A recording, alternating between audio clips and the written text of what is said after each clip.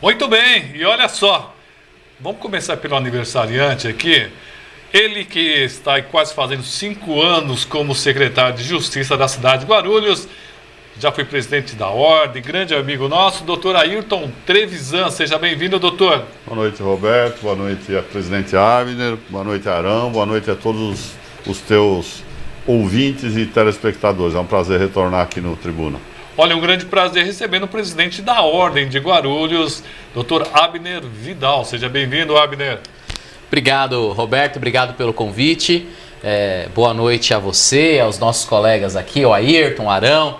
Parabéns, Ayrton, felicidades, muitos anos de vida e muito sucesso. Rapaz jovem, 44 anos, está completando aqui.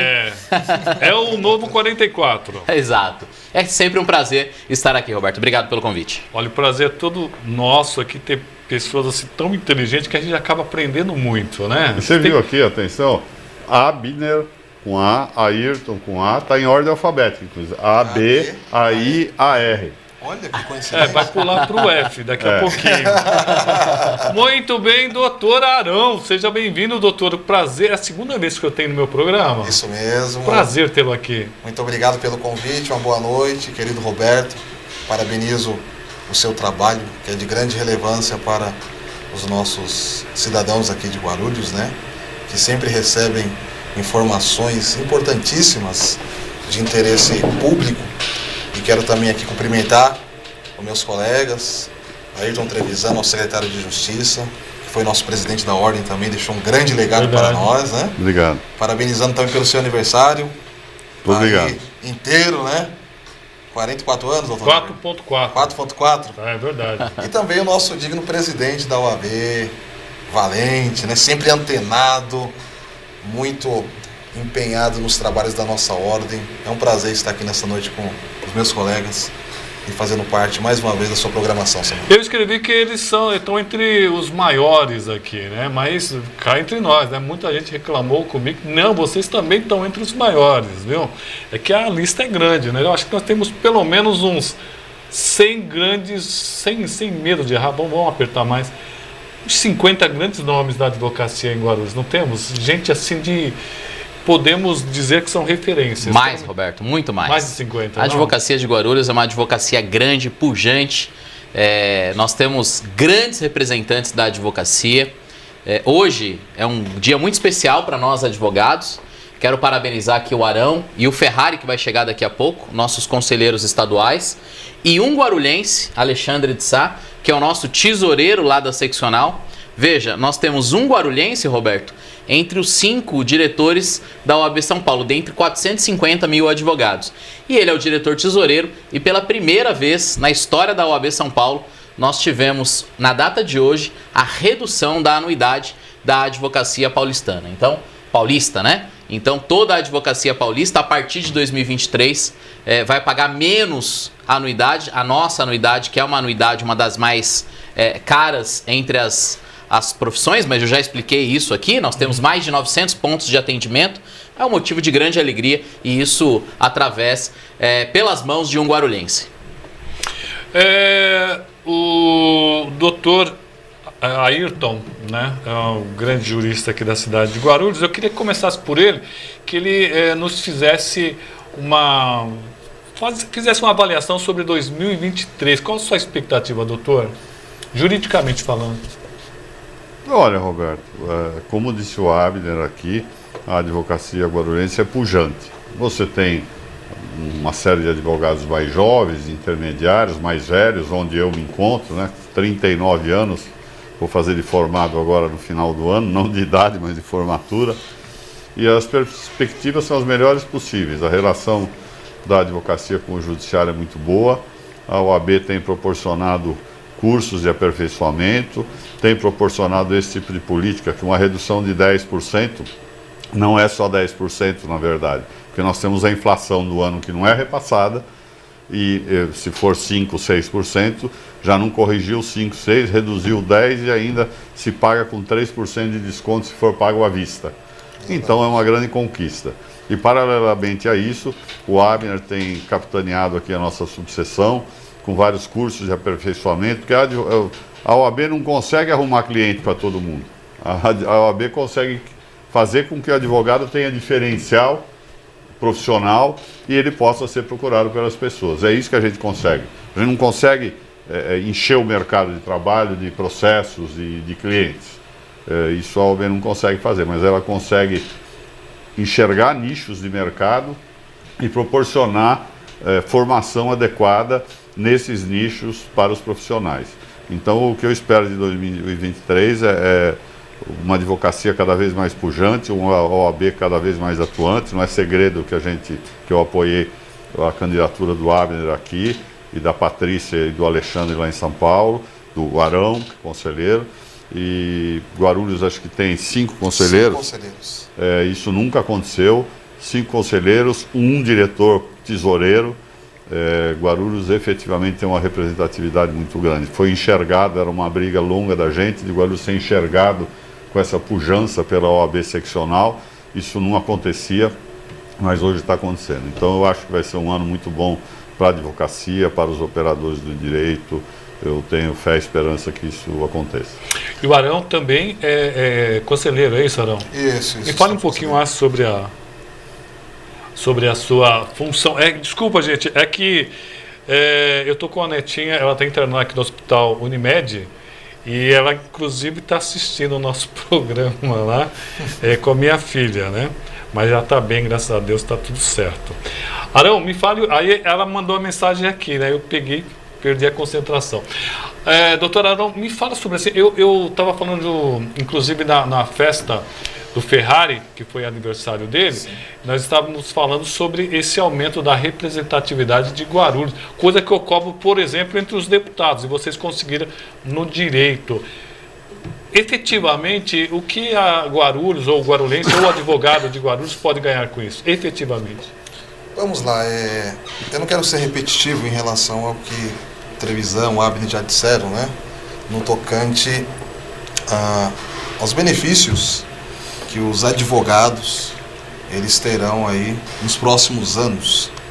Isso tudo por conta das novas gestões que estão atuando na nossa ordem. Aqui em Guarulhos, o nosso presidente Abner, ele tem dado sequência a um modelo de gestão muito vitorioso, não é verdade? Um modelo de gestão que tem sido copiado, viu, Abner, por vários outros colegas de outras subseções. Nós temos sido hoje uma referência, né, para as demais subseções. Guarulhos é muito bem visto hoje, e conforme foi destacado pelo nosso secretário de Justiça, nós estamos hoje no Conselho da Seccional com 5 representantes guarulhenses, né?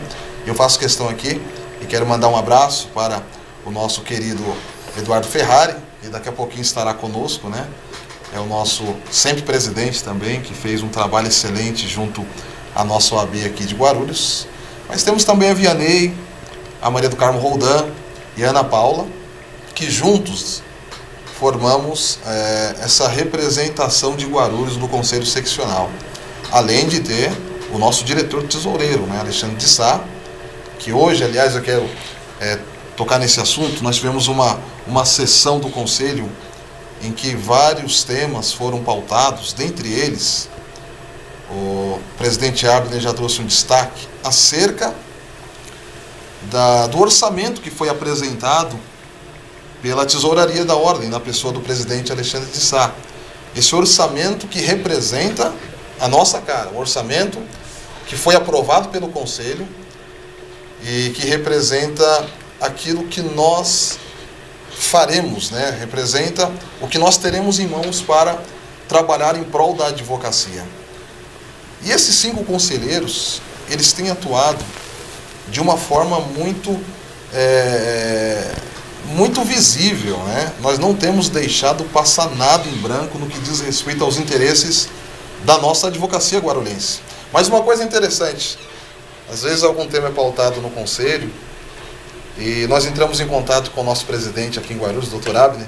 Olha, doutor Abner, tal assunto está sendo tratado aqui, vamos... E quando o doutor Abner toma conhecimento, né, ele já toma as iniciativas necessárias para a solução dos problemas. Mas o que me chama a atenção é que quando passamos determinados assuntos para eles, ele está 2 ou 3 dias adiantado na nossa frente. Já está sabendo já do que está acontecendo e já está atuando, né? Então nós temos essa conexão. Os conselheiros guarulhenses estão representando bem a advocacia aqui da nossa cidade. E pode esperar que nos próximos 2 anos de gestão nós estaremos muito presentes, sim, em todas as demandas que são constatadas aqui na nossa cidade de Guarulhos. Em relação à advocacia, nós estaremos levando para o Conselho a fim de oferecer condições melhores, né, para que os nossos colegas possam continuar exercendo a profissão da advocacia com dignidade. Quer comentar, Abdo? Ô, Abdo, tá pensando em mim, o Abdo. Mas é perto, né? Quase. É que eu queria passar aqui doutor Júcio, doutor Nelson Júcio, ele fez um relatório. Antes do doutor Júcio, só queria pegar um gancho aqui do Arão. Claro. O Arão falava que nos próximos 2 anos muitas coisas tendem de acontecer. Eu diria que grandes coisas tendem a acontecer para a advocacia de Guarulhos, né? Nós temos um conselho alinhado, nós temos um diretor. Só para a gente entender, nós temos uma diretoria executiva, que é exercida por 5 diretores, cada um com a sua função. Nós temos lá um diretor, que é o tesoureiro. Então ele traz questões executivas relacionadas às finanças. E nós temos 160 conselheiros de todo o estado de São Paulo que decide as questões. Então o conselho é como se fosse o poder legislativo da OAB. E o Arão é um desses membros. Nós temos aqui em Guarulhos 5 representantes. O Ayrton, ele disse que Guarulhos foi enxergado.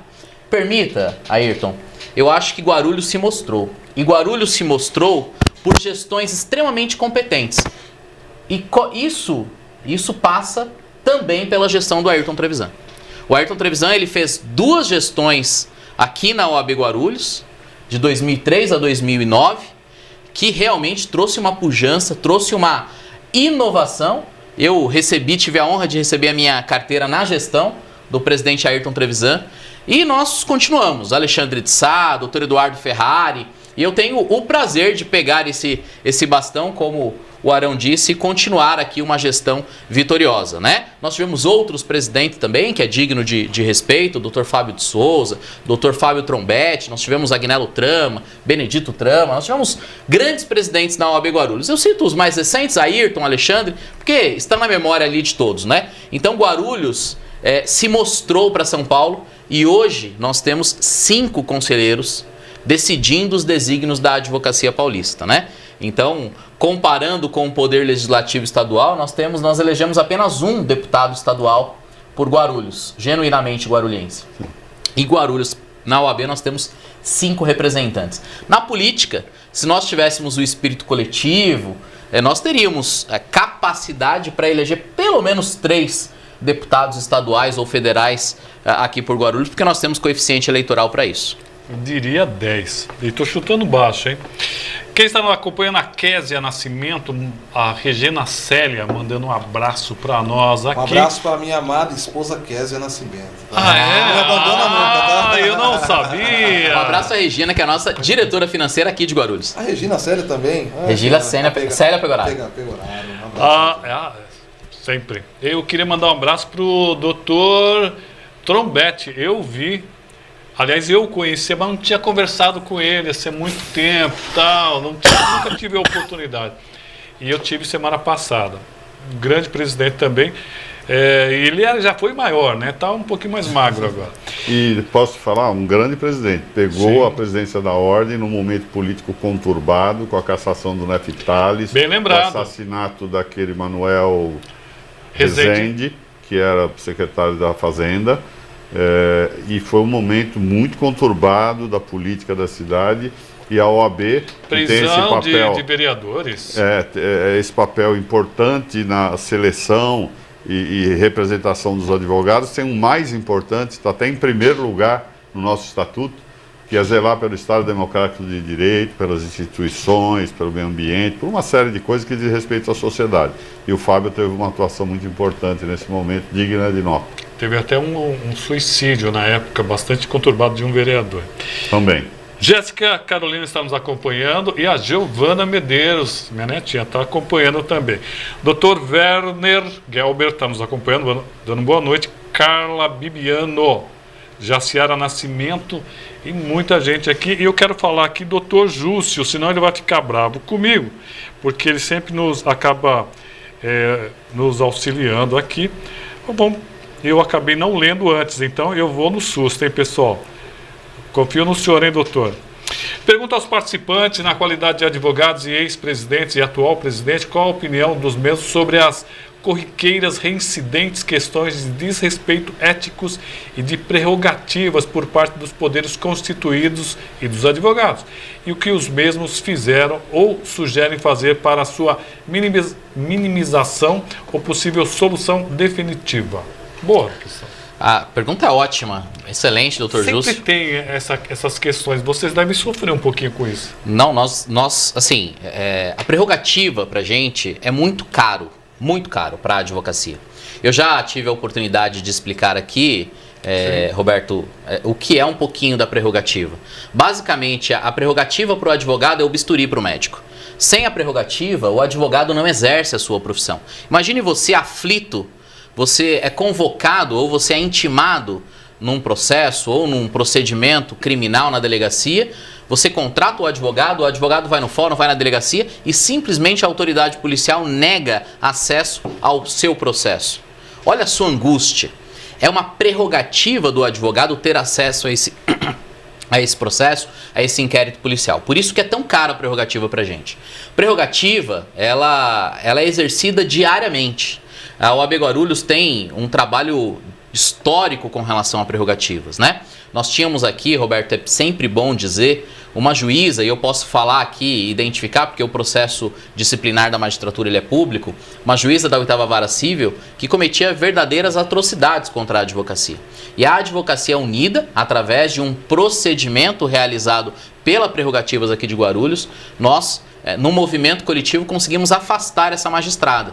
Parece que não é grande coisa para o leigo, mas o juiz ele tem prerrogativa profissional. Ele tem um direito constitucional de não ser movido daquele local em que ele está prestando jurisdição. Imagine você se o presidente da República pudesse trocar um juiz de vara, né? Que estivesse investigando um amigo.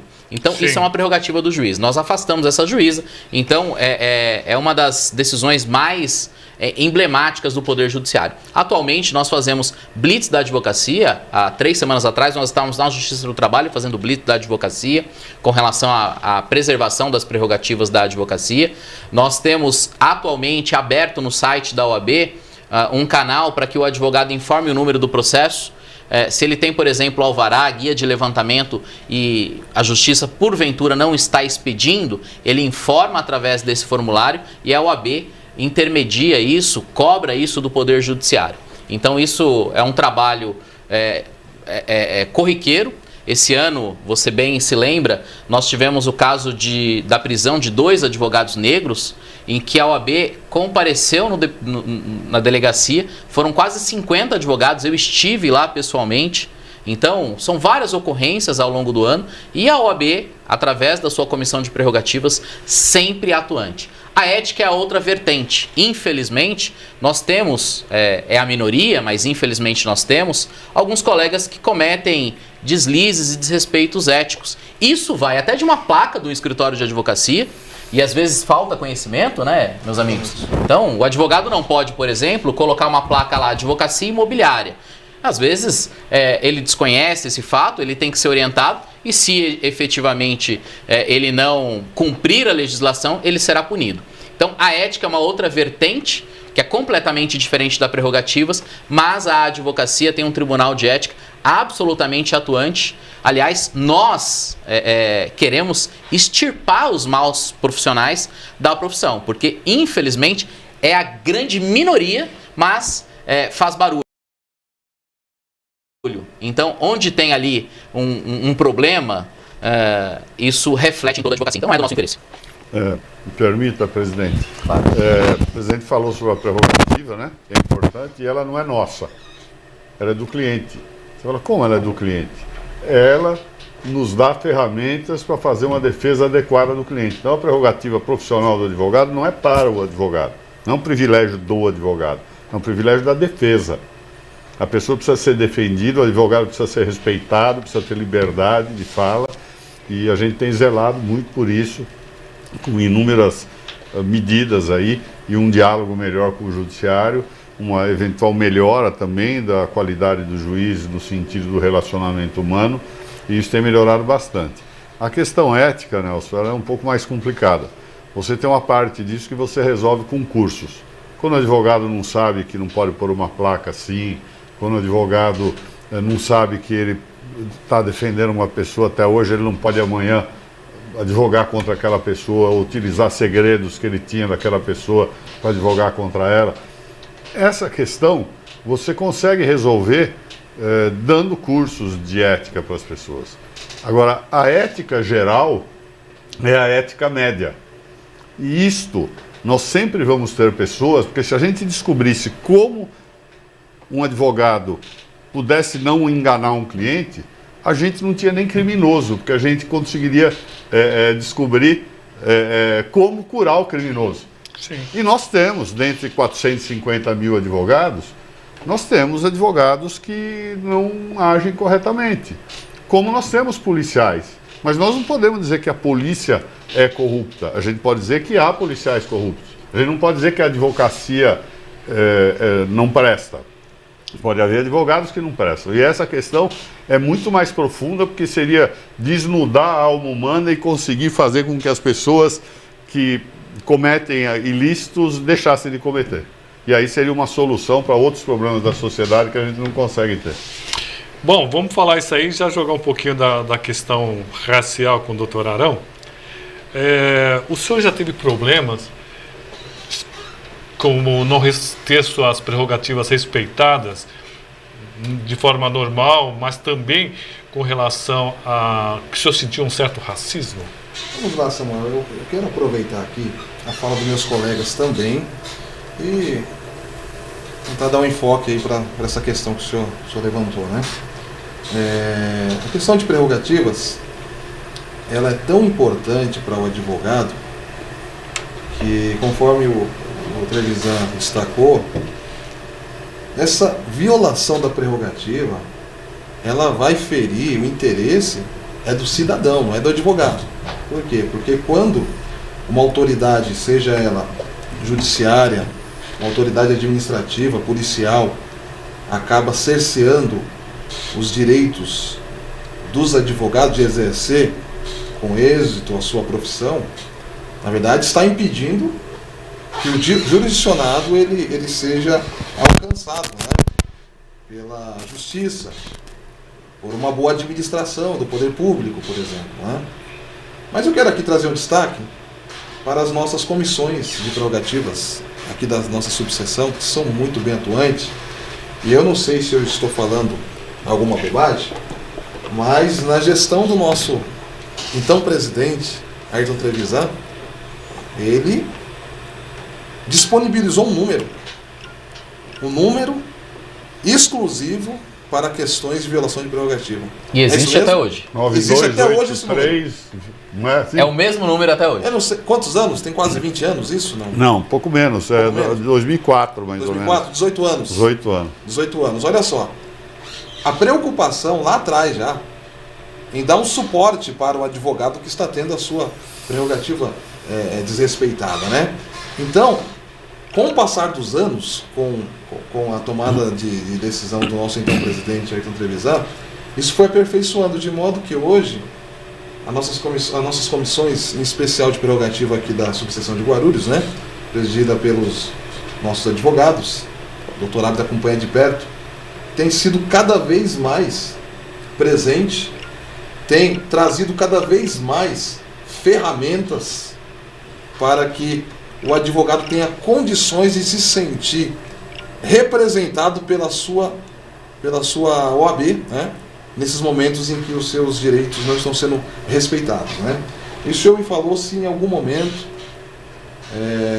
eu já tive minha prerrogativa violada por conta de discriminação racial, né. Olha, Roberto, essa pauta é uma pauta bem delicada. Por quê? Porque quando essas coisas acontecem, elas acontecem muito de forma velada, né? Dificilmente uma autoridade, seja judiciária, policial, administrativa, vai desrespeitar a prerrogativa do advogado negro de uma forma explícita. Então é muito difícil até para você fazer prova de que essas coisas acontecem, né? Mas você percebe nas entrelinhas, você percebe às vezes no andamento da coisa, né? Que determinadas prerrogativas elas acabam sendo desrespeitadas assim por conta da raça, por conta do gênero, né? Não só de raça, mas do gênero também. E isso acontece por quê? Acontece porque quem está ocupando o posto de juiz, de delegado, uma autoridade administrativa, é ser humano também, né? E o ser humano, de modo geral, nós temos pessoas que não toleram o racismo, não toleram o preconceito, mas existe ainda seres humanos dentro do judiciário, dentro da polícia, dentro de algumas secretarias, né, do poder público, que são racistas. E você não vai conseguir fazer com que as pessoas deixem de ser racistas. Elas podem, em algum momento, não manifestar publicamente isso, mas são. E se puder fazer algo para até mesmo violar os direitos, né, de atuação profissional de um advogado que seja negro, que seja homossexual, né, às vezes a mulher, às vezes faz de uma forma velada. Infelizmente isso acontece. No tocante à ética, eu quero aqui só fazer um breve comentário, eu tive alegria, é muito honroso isso, né, de integrar a 18ª turma do Tribunal de Ética e Disciplina da OAB de 2019 a 2021. Aí nós ingressamos no Conselho e estamos agora como relator da Câmara Recursal também do Tribunal de Ética.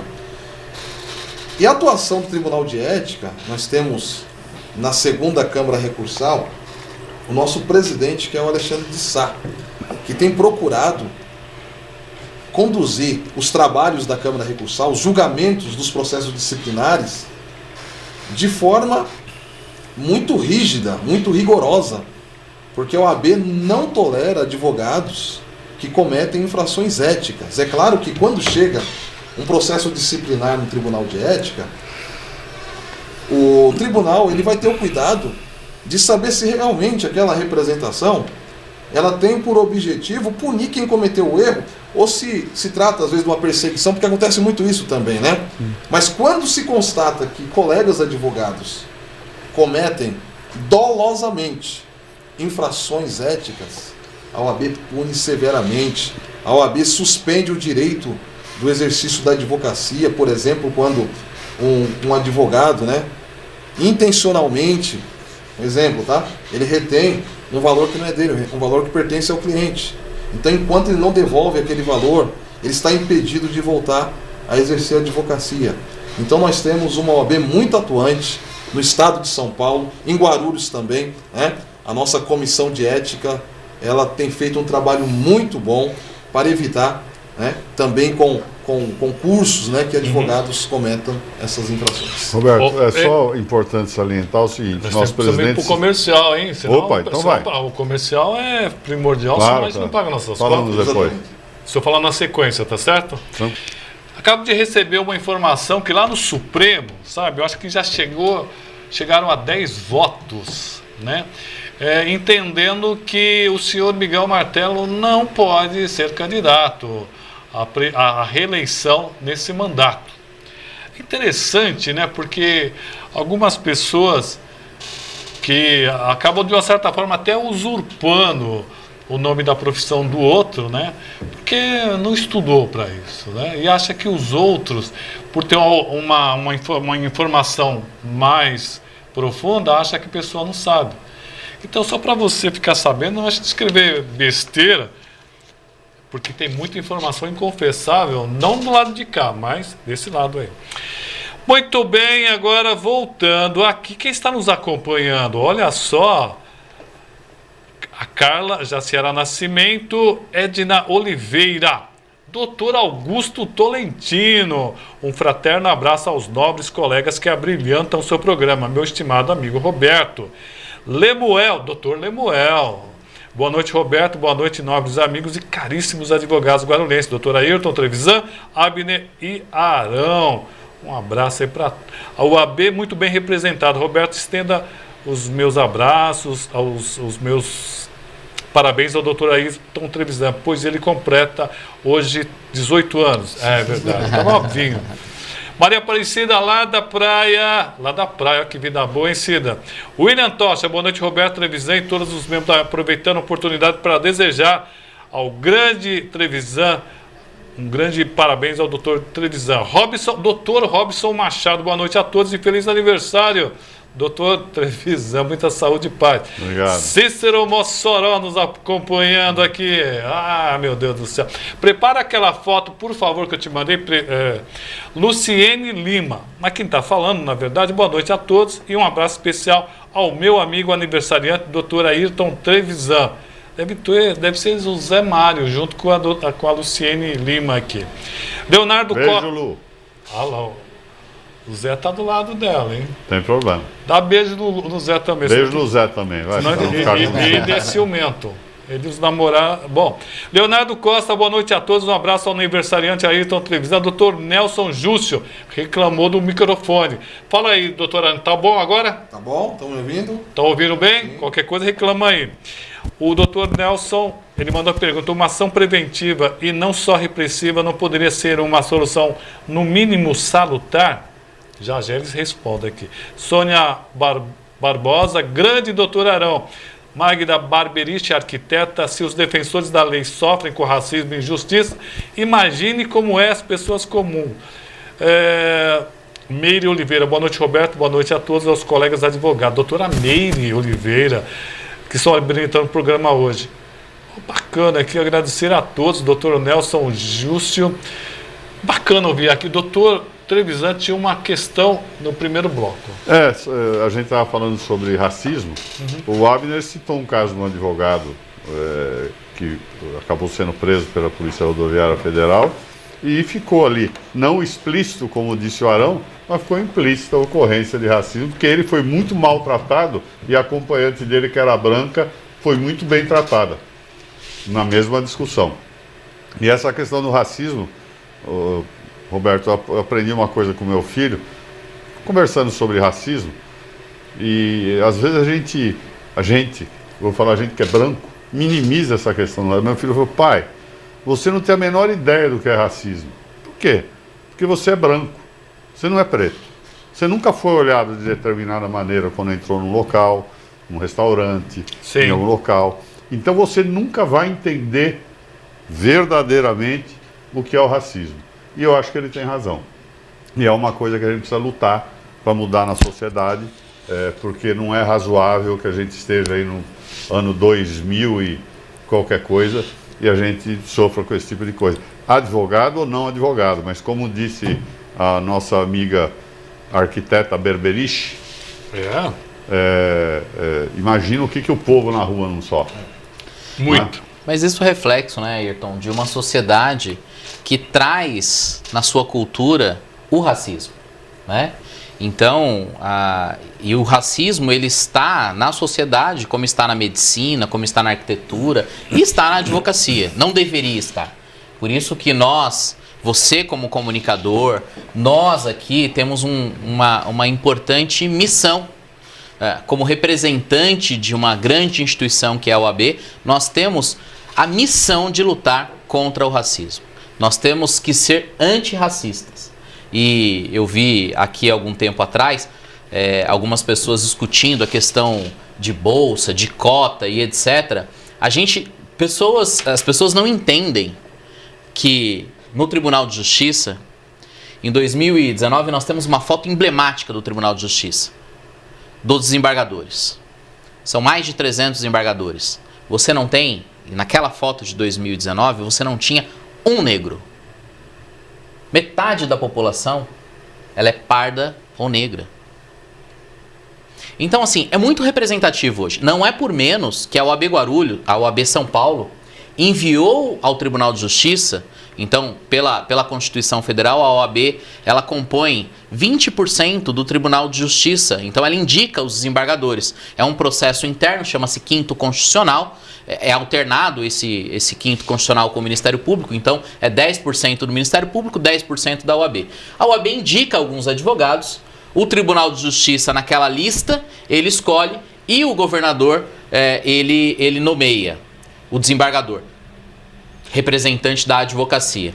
Pela primeira vez na história, Roberto, a OAB São Paulo indicou, dentre essa lista de 6, nós tínhamos lá 3 negros, aliás, 2 negros, 2 mulheres, e isso é muito representativo.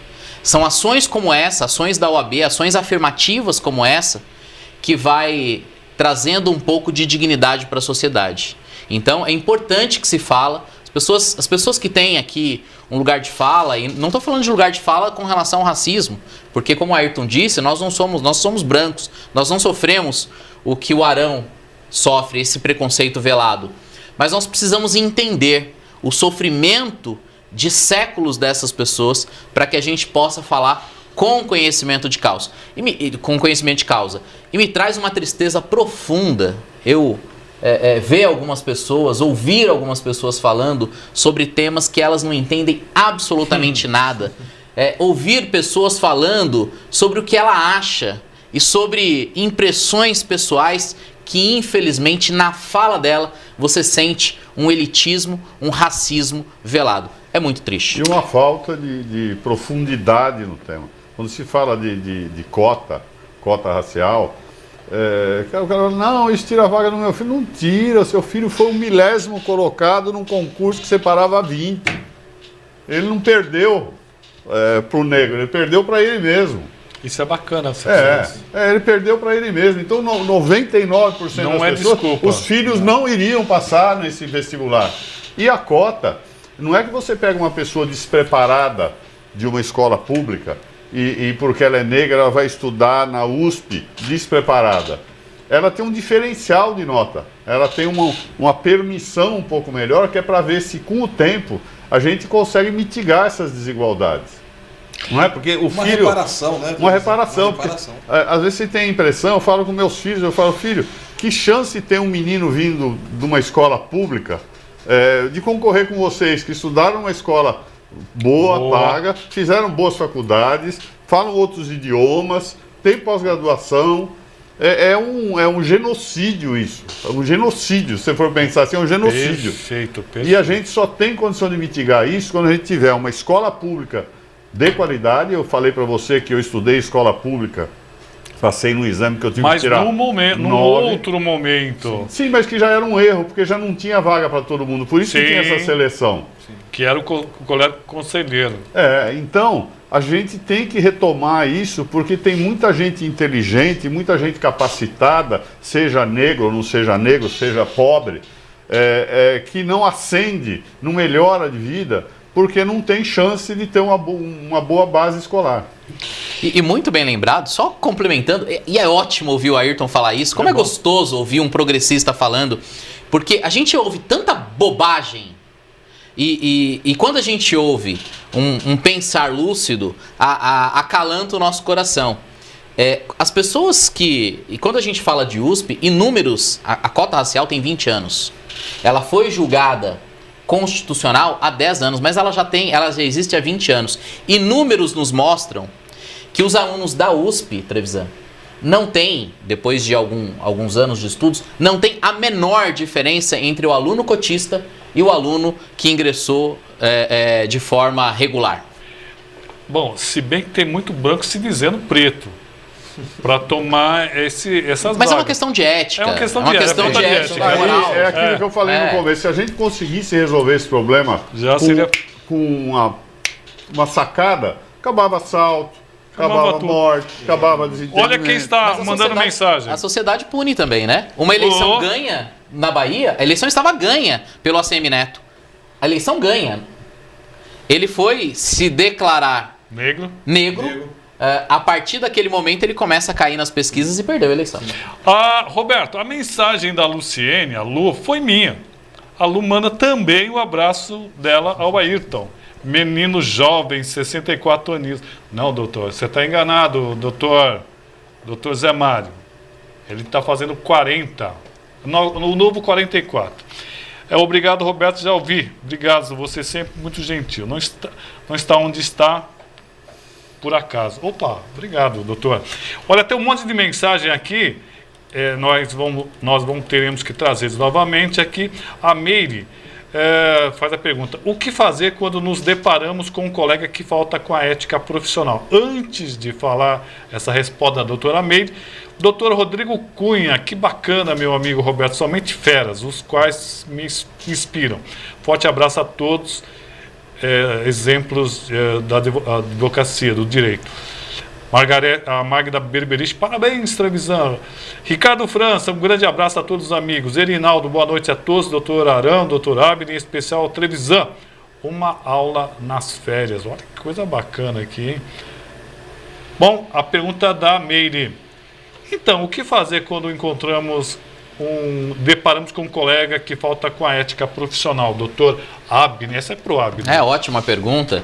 E eu queria só responder o Dr. Nelson, né? Ele falou ali, por que não tem ações preventivas? Eu disse aqui, Dr. Nelson, que há 3 semanas atrás nós fizemos uma blitz da advocacia, mas eu não tive a oportunidade de explicar como é que é a blitz da advocacia. É uma escuta ativa. Nós temos aqui assistindo o programa 2 ilustres representantes da Prerrogativas. Um é o Dr. Rodrigo Cunha, qual já manda um abraço, e o Dr. Leonardo Costa, que estava aqui também, que é o nosso presidente da Comissão de Prerrogativas. Essa comissão ela vai até o fórum e entrevista o advogado para verificar se houve alguma violação de prerrogativas. Com essas informações, munido dessas informações, a OAB de forma preventiva, ela ataca o cerne do problema. Doutora Meire, quando a gente se depara com um advogado que comete uma falta ética ou é antiético, nós precisamos necessariamente comunicar a comissão de ética, formalizar a comissão de ética, a não ser quando a gente tem a possibilidade de, às vezes, conversar com um colega. Às vezes é um advogado que está passando ali por um problema, às vezes uma conversa. Olha, doutor, essa conduta do colega não me parece acertada, não me parece ética. E se nós não temos essa condição de orientar esse colega, aí não tem alternativa a não ser fazer uma representação na comissão de ética. Necessariamente, quando um advogado representa o outro advogado pelo provimento, antes de dar início ao processo ético disciplinar, a OAB marca uma audiência de conciliação para conversar com esses advogados para tentar solucionar a questão de forma consensual. Não sendo possível um consenso entre os colegas, o processo segue ou não, aí tem um parecer e aí é uma questão técnica. Acabou o nosso tempo. Doutor Ayrton Trevisan, 30 segundos, quer comentar? É só dizer o seguinte: a advocacia é uma profissão de conciliação. Se for para comparar com uma luta, ela não é o MMA, ela é uma luta de esgrima, sabe, esgrimista. Boa. Não é MMA. Os advogados têm que ter o entendimento de que a fala tem que ser sempre com cortesia, entendendo o lado do outro, respeitando a posição do outro. Isso ajuda muito a não ter. Eu nunca tive um processo ético, não que seja um problema a ter, porque às vezes você não tem culpa, alguém entra com processo contra você.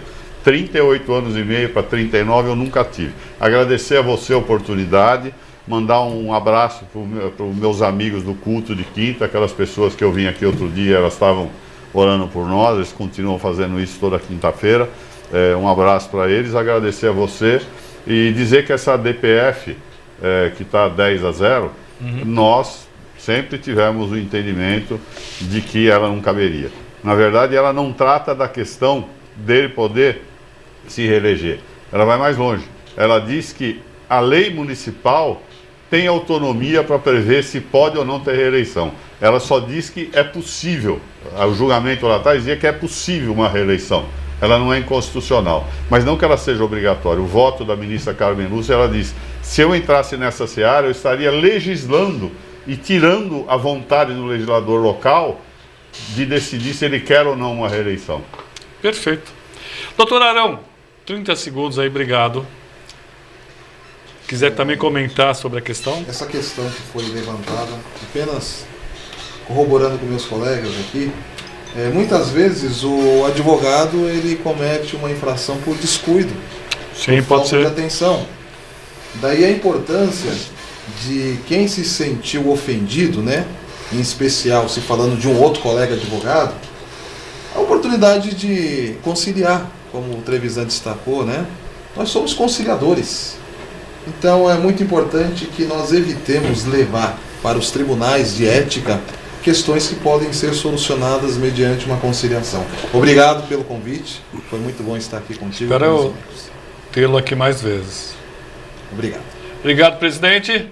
Obrigado, Roberto. Quero agradecer os meus colegas aqui, o doutor Arão, doutor Ayrton, aniversariante. Sempre bom aprender com o doutor Ayrton, sempre um prazer estar ao lado dele. Que hoje, diga-se de passagem, como ele sempre diz, eu gosto de ressaltar, ele está emprestado à Secretaria de Justiça, mas advogado que é, ao término da missão na Secretaria de Justiça, volta para a advocacia, mas sempre nos brinda com excelentes reflexões. Obrigado, parabéns, Ayrton. Obrigado. Esse E clima foi boa. é ótima, essa é maravilhosa. Caso não tenha outras missões, né? Porque se vierem outras missões, a gente libera, né? Deixa ele emprestado. Sabe que o Arão mas foi depois meu ele retorna. colega secretário, né? Da Você viu que assistência social. o Arão, foi muito sutil aí, né? Foi muito sutil. Se tiver outra missão, qual seria essa outra missão? Mas Gosto está dessa- representando muito bem a Eu OAB. não sei qual é, mas eu aceitaria. Ele sabe, sim. Obrigado, pessoal. Obrigado, Roberto. Um abraço. Obrigado. Amanhã estaremos de volta aqui com mais, olha, entrevistados desse naipe aí. Bacana, né, ter esse pessoal. Ô, produção, rapidamente, coloca aquela foto lá que eu pedi, por favor. Quero convidar os três aqui, você que está nos acompanhando. Sexta-feira eu vou ter uma coisa muito bacana. Então, quando a gente recebe alguma coisa assim que nos faz feliz, é legal você dividir com os amigos. Eu fui indicado para fazer parte da Academia Guarulhense de Letras e eu acho isso uma honra, uma coisa grande demais, talvez maior do que eu mereça. Mas eu quero convocar todos os meus amigos, porque uma alegria dessa só tem valor quando você consegue dividir essa alegria com quem gosta de você. Isso é muito bacana. Conseguiu, produção? Se não conseguiu, deixa. Amanhã eu mostro aqui. Todos estão convidados, que eu vou convidar vocês a semana toda. E os três aqui são meus amigos de longa data, né? Às vezes eu sou muito mais amigo deles, porque eu conheci eles primeiro. Doutor Trevisan, aí, ó, posse da Academia de Letras, sexta-feira agora, ali no Paternon, número 4, Vila Augusta. Depois você vê aí direitinho o endereço. Salvador Gaeta, acho. Exatamente, ó. Aí conhece tudo ele conhece de Guarulhos. Obrigado, pessoal.